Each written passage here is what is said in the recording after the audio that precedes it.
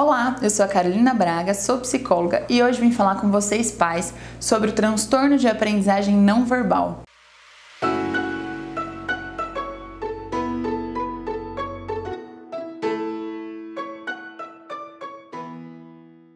Muita gente nunca ouviu falar desse transtorno e ele traz muito sofrimento, porque pode acontecer tanto dessa criança ser confundida com uma criança com autismo, quanto o oposto, da criança ser confundida como tem um problema de comportamento, ela é muito irritadiça, muito mimada. A gente vai entender um pouquinho o que acontece e por que esse transtorno existe. O nome dele inteiro é Transtorno de Aprendizagem Não Verbal. Eu vou chamar a abreviação, tá bom? De TANV, senão a gente vai se perder aqui. O TANV foi descrito a primeira vez na década de 60. Se a gente for pensar, não faz tanto tempo assim, por isso muitas pessoas não conhecem, mas é importante que a gente saiba a respeito. Quais são as características do TANV? O que acontece? É alguma coisa do dia a dia? Aconteceu um problema e a criança ficou assim? O que é isso? O transtorno de aprendizagem não verbal é caracterizado por um déficit visoespacial. O que isso quer dizer? Tudo que não é falado, é visto, já tem prejuízo. Então imagina assim, lá na escola, a criança até sabe as letras, consegue escrever e ler, mas quando ela tem que juntar toda a informação para compreender um texto, o que a gente chama de compreensão leitora, ela não consegue fazer muito bem. São crianças meio desastradas, porque não sabe muito onde está o objeto, não sabe muito onde está o próprio corpo, então tudo que é visoespacial, ele vai apresentar dificuldade. Uma marca importante é o déficit em matemática.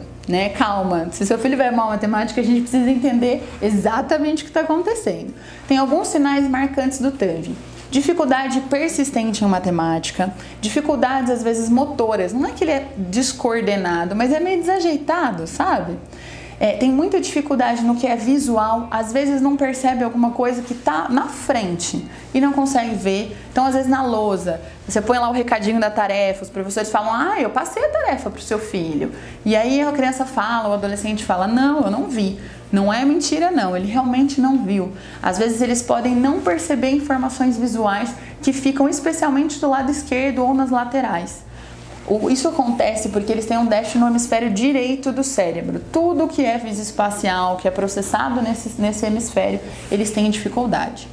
Outra característica importante está relacionado às amizades, aos relacionamentos. Por quê? Tem uma coisa que chama expressão facial. Imagina se eu falasse com vocês assim. Então, hoje eu vou falar sobre TANV. TANV é um transtorno de aprendizagem não verbal. Vocês teriam desligado, né? A gente precisa da expressão, eu falo, o meu tom de voz muda, o meu rosto muda, eu dou sinais visuais para vocês do que eu estou falando. A criança ou adolescente com TANV não consegue dar esses sinais, por isso às vezes eles falam no mesmo tom ou tem uma cara de que não estão gostando de nada, estão aborrecidos, mas porque realmente eles não conseguem expressar o que eles estão sentindo, mesmo para contar uma história simples.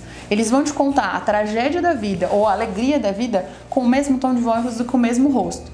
E acontece também o inverso, eles não percebem o nosso tom de voz e a nossa expressão facial. Por quê? Eles têm toda essa dificuldade, como eu falei, visoespacial no hemisfério direito.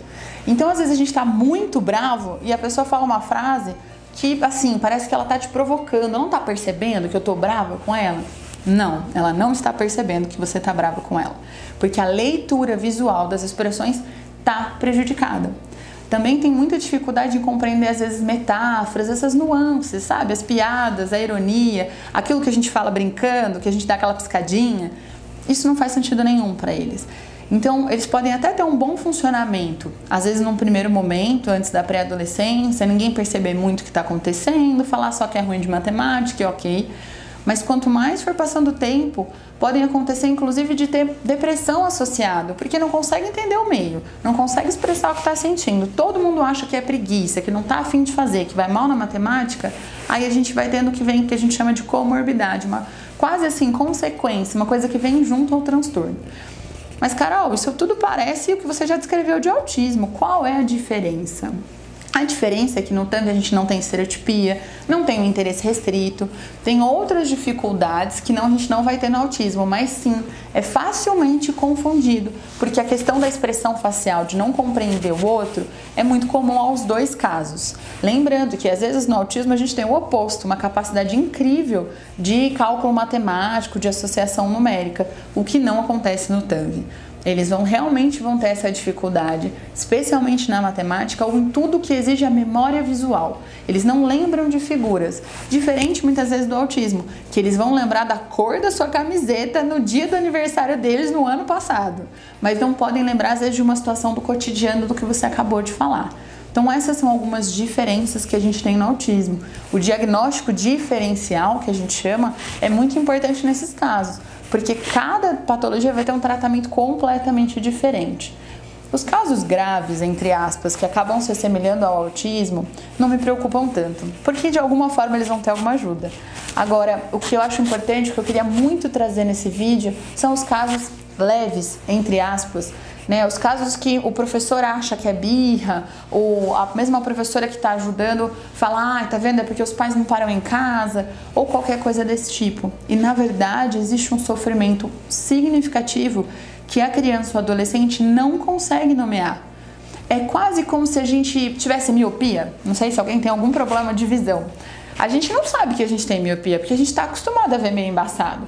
Quando você põe o óculos, não sei se vocês já viram alguém pondo o óculos pela primeira vez, você fala, aquilo é um interruptor, né? Nossa, a folha da árvore que eu nunca vi. É mais ou menos isso. Então, como é um transtorno que já vem com a criança, né, não existe nada do que o ambiente causou, ela não percebe que ela tem essa dificuldade. Ela sempre teve, então não tem como ela saber que isso é uma dificuldade.